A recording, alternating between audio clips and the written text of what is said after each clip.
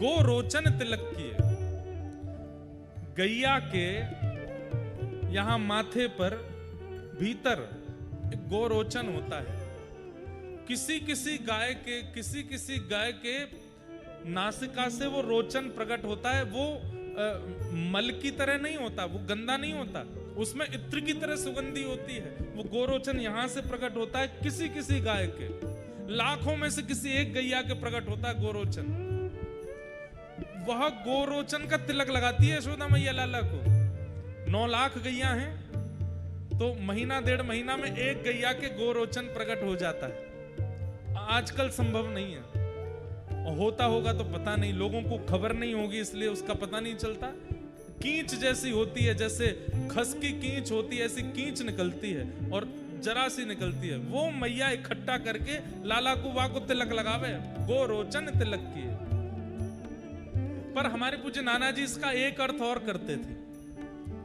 बोले लाला यहां गोरोचन को गोवर मान लो।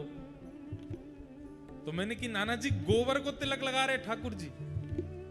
तो इसका इतना सुंदर वर्णन करते नाना जी, बोले लाला ठाकुर जी के तन पे रेणु लगी है और ठाकुर जी को मक्खन खानो है।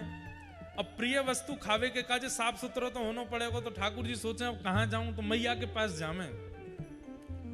तो मैया से कहवे गए कि मेरे तन की मिट्टी हटाए दो। बोलनो आवे ना लाला ते, लेकिन तन में मिट्टी लगी मैया देखेगी तो हटा देगी। तो मैया के पास गए। वहां समय मैया अपना श्रृंगार कर रही है। और मैया कैसे श्रृंगार कर रही है?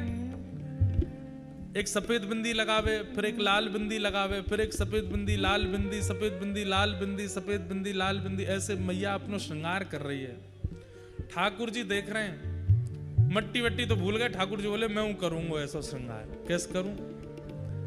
दोबारा लौट करके गए फिर गौशाला में। बोले सफेद बिंदी तो मेरे हाथ में, लाल बिंदी कहां ते लाऊं? लाल बिंदी दिखी नहीं, सो गोबर उठा लियो।